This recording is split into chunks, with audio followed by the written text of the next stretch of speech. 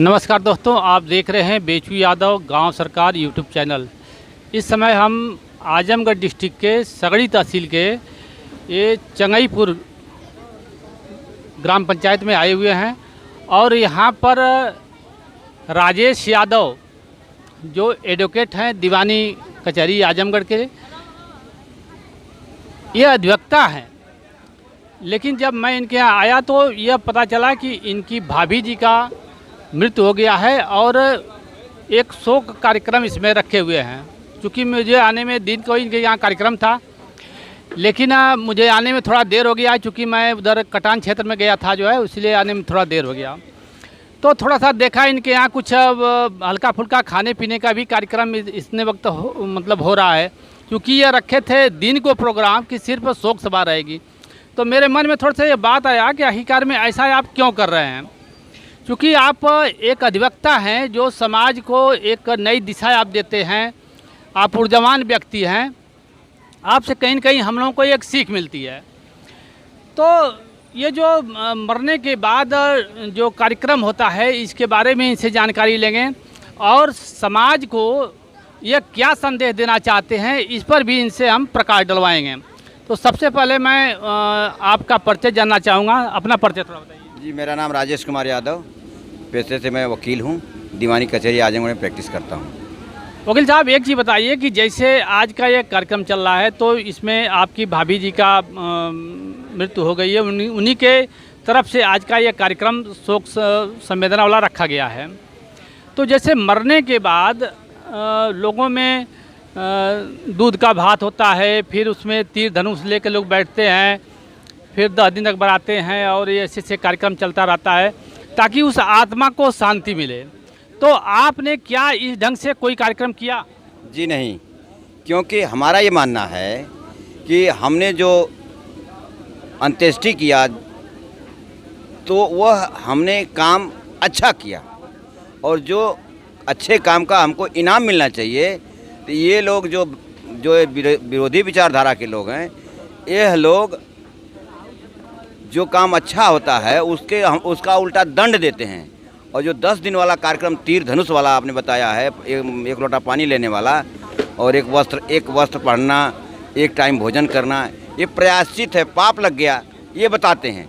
हमारा मानना है कि नहीं, आपने बॉडी का डिस्पोजल किया तो आपने अच्छा काम किया, तो आपको कोई प्रायश्चित, कोई पाप नहीं लगेगा। जैसे उसके आत्मा की शांति के लिए ऐसा प्रावधान बनाया गया है कि लोग 10 दिन तक शोक मनावें, एक आदमी वहाँ पर बैठा रहे उनके आत्मा की शांति के लिए।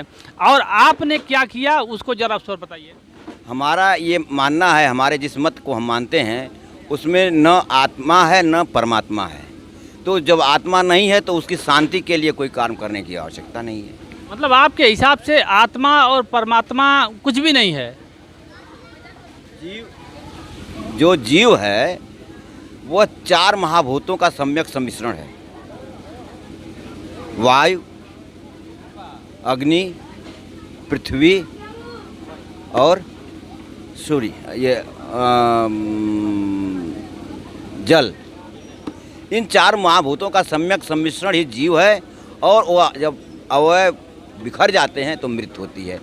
इसमें कोई आत्मा नाम की चीज़ नहीं होती है, वो चेतना होती है जब चारों का सम्यक सम्मिश्रण होता है। तो फिर जैसे एक कार्यक्रम, जैसे मरने के बाद आपने कार्यक्रम कैसे कैसे किया? जो शोक सभा के रूप में, शोक श्रद्धांजलि सभा, कोई मर जाता है तो परिवार के लोग इकट्ठा होकर के उसकी मृत्यु पे शोक संवेदना व्यक्त करते हैं। भाई मर गया, किसी कोई भी हमारे नहीं, जैसे मान लीजिए तीर धनुष जो लेकर के लोग बैठते हैं अपना, ऐसा कुछ किया आपने? नहीं, कुछ नहीं किया। ऐसा कुछ नहीं किया। तो जैसे 10वें दिन जैसे लोग ये ब्राह्मण को बुला करके उसको चरपाई देते हैं और सारा सामान देते हैं ताकि जो हमारी जो मृतात्मा है उसको यह सारा चीज़ उसको मिले। क्या इस प्रकार से आपने कुछ किया? ऐसा मैंने कुछ नहीं किया। मैंने उनके नाम पे एक पौधा लगाया और उनके याद में वो पौधा जो है मैं लगा के रखा हूँ। उसका पालन पोषण करूँगा, वो उनके नाम पे जिंदा रहेगा। तो आखिरकार में वो आत्मा कहीं भटकती होगी, तो फिर उस आत्मा की शांति के लिए जैसे लोग दान करते हैं, करते हैं, तो फिर क्या आप चाहते हैं कि आपकी जो मृतात्मा है यह भटकती रहे? जब मृत आत्मा होती ही नहीं तो भटकेगी क्या? तो फिर उसको शांति करने की आवश्यकता क्या है? आत्मा नाम की कोई चीज़ नहीं, ये काल्पनिक चीज़ है। और आपको बता दूं कि ये आत्मा और परमात्मा, ये प्रमाहण नाम का एक क्षत्रिय वो था, विद्वान था, ऋषि था, उसने इसकी खोज किया था, प्रमाहण नाम के, और वहीं से आत्मा और परमात्मा का निर्माण हुआ था। अब देखिए, यह दीवानी न्यायालय के वरिष्ठ अधिवक्ता हैं और यह कह रहे हैं कि न आत्मा होती है न तो परमात्मा होती है। जैसा कि यह समाज पूरा आत्मा को मानता है और परमात्मा को ही मानता है, लेकिन कुछ उससे अलग हट करके हमारे वकील साहब बता रहे हैं कि यह न आत्मा होती है न तो परमात्मा होती है, यह ये काल्पनिक चीज़ें हैं। और इन्होंने 10वां तक नहीं कराया जो है, न तो पिंडदान कराया, न किसी प्रकार का कोई कार्यक्रम वैसा किया, बल्कि ये बता रहे हैं कि इस वायुमंडल को शुद्ध करने के लिए एक पौधा जरूर लगाए हैं। उस पौधे पर ही हम लोग 10 दिन तक, 1 हफ्ता 3 दिन या जो भी है, उसमें हम लोग जल दिए हैं और बाल बनवा करके अपना कर्मठ कर दिए हैं। और यह खाने पीने वाली जो व्यवस्था भी बता रहे हैं कि जैसे आप देख रहे हैं, एक बार थोड़ा दिखा दीजिए, इधर दिखा दीजिए, पूरा ये दिखा दीजिए कि जो खाने पीने वाली व्यवस्था देख रहे हैं, यहाँ पंडाल लगा हुआ है, लेकिन इसमें देख रहे हैं मामूली से आदमी इसमें दिखाई दे रहे हैं। जबकि कहीं भी कार्यक्रम होता है तो उसमें हज़ारों की संख्या में लोग आते हैं, सैकड़ों की संख्या में आते हैं। उसमें काफ़ी संख्या में लोग चाहते हैं कि जितने अधिक से अधिक हम खिला देंगे तो हमारी मृतक आत्मा को उतनी ही शांति मिलेगी। लेकिन यहाँ आप देख रहे हैं कि मुश्किल से 20, 25 या 50 की संख्या में ही लोग यहाँ पर मौजूद हैं। आपका ऐसा क्यों कर रहे हैं? आपका क्या मानना है इसमें? देखिए, हमारा मानना है जैसे आप जितना खिलाएंगे उतना ही तो पुण्य आपको मिलेगा। हमारा ये पुण्य पर, पाप और पुण्य पे विश्वास नहीं है। हमारा ये मानना है कि हमारे लोग जो हमें बंधु बांधव, जिन्होंने हमारे कष्ट में भाग लिया है, हम उनको, उनकी मन, चूँकि आएंगे हमारे यहाँ शोक संवेदना व्यक्त करने के लिए, तो रुकेंगे तो उनको खाली पेट तो हम भेजेंगे नहीं। तो रिश्तेदार और दयाद जो हमारे मरने से लेकर के हमारे सहभाग होते हैं सुख दुख में, उन लोगों के लिए मैंने सिर्फ भोजन की व्यवस्था किया है। लेकिन आगे आने वाले समय में मैंने आज ही खुली वसीयत कर दिया है कि आने वाले समय में ये भी कार्यक्रम जो है नहीं होगा। हम जो है ये मृत्यु भोज में कोई, जैसे ऐसा कहा जाता है कि जो हमारे पूर्वज जो करते चले आए हैं, अगर उसमें हम कहीं व्यवधान डालते हैं या उसको हम छोड़ते हैं तो कहीं न कहीं परिवार का अनिष्ट होता है या कुछ दिक्कतें होती हैं। आपका क्या इसमें मानना है? मेरा ये 3रा प्रोग्राम है। मेरे बड़े भाई मरे थे तो मैंने ऐसे ही किया था। मेरे मुझसे बड़े भाई जो थे, उनसे छोटे भाई, उनका जो वो हुआ, निर्माण हुआ, तो उसमें भी मैंने किया। मुझे आज तक कोई कष्ट, कोई मेरे साथ क्या कहते हैं अनिष्ट नहीं हुआ। ये सिर्फ डर दिखा करके ये इसका पालन कराते हैं, और ये वर्ग का शोषण करने का हथियार है। हम मेहनतकश लोगों के कमाई को शोषण करने के लिए एक कुछ लोगों का हथियार है। उसी के नाते ये हमारे दिमाग पे नियंत्रण हो गया है। इसकी वजह से हमारा समाज उनको अपनी कमाई सौंपता है।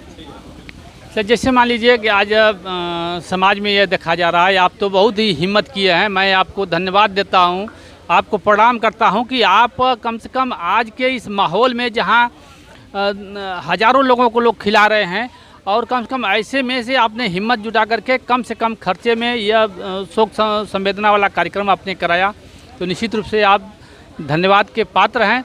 आप समाज को क्या संदेश देना चाहते हैं? क्योंकि समाज इस विषय में पड़ा हुआ है कि अगर हम पिंडा नहीं कराएंगे, हम अगर 10 दिन लेकर के तीर को नहीं बैठेंगे, तो कहीं न कहीं हमारी जो मृत आत्मा है उसको शांति नहीं मिलेगी। हम पूरे गांव को, अगल बगल के लोगों को अगर नहीं खिलाएंगे, 1000 लोग नहीं खिलाएंगे, तो निश्चित रूप से वो आत्मा को शांति नहीं मिलेगी। तो इस तरीके का ये जो समाज में एक प्रचलन जो चल रहा है, इस पर आप उनको संदेश क्या देना चाहेंगे? हमारा संदेश ये है कि यह हमारे अंधविश्वास का परिणाम है। आदमी को जब अंधविश्वास में पड़ता है तो आत्मविश्वास खो देता है, और वो डर के नाते जो है वो हर वो काम करता है जो उससे जो एक वर्ग कराता है वो करता है डर के मारे।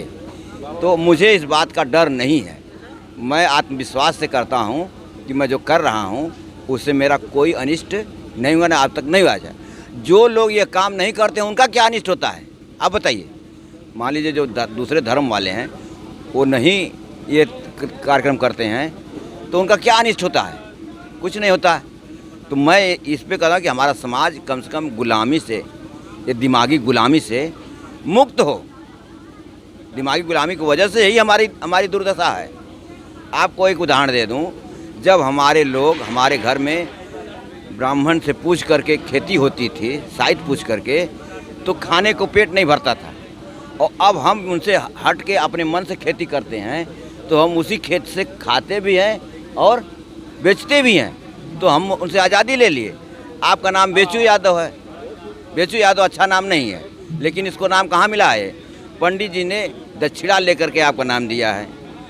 तो बढ़िया नाम जो नहीं दे सकता है हमको बढ़िया राय देगा। हम जब उनसे राय नहीं लिए, नाम भी नहीं पूछना शुरू किए, तो हम अच्छा नाम हमको मिलने लगा।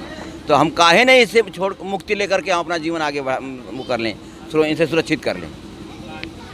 कुल मिला जुला करके हमारे वकील साहब का मेन मकसद है कि अंधविश्वास से आप दूरी बनाइए और जितना कम से कम हो समाज में मृत्यु भोज के नाम पर बहुत कम सीमित दायरे में रह करके अपना कार्यक्रम को आप करा लें।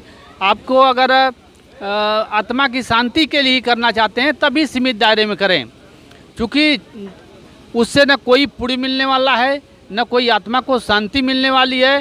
तो कम से कम खर्च में जैसा आपने किया है, ये देख रहे हैं, यह पढ़े लिखे लोग समाज के हैं, अधिवक्ता हैं, हर तरीके से यह ऊंचे हैं और ऐसे लोग जो है कि सीमित दायरे में कर रहे हैं। तो समाज का जो गरीब तबका है, चाहे जो मध्यम तबका है, कम से कम आपसे यह सीख हम लोगों को लेनी चाहिए कि निश्चित रूप से हम लोग को कम से कम में जो है अपना ये मृत्यु भोज और कार्यक्रम को करें। जय हिंद, जय भारत परिषद, जय गांव सरकार।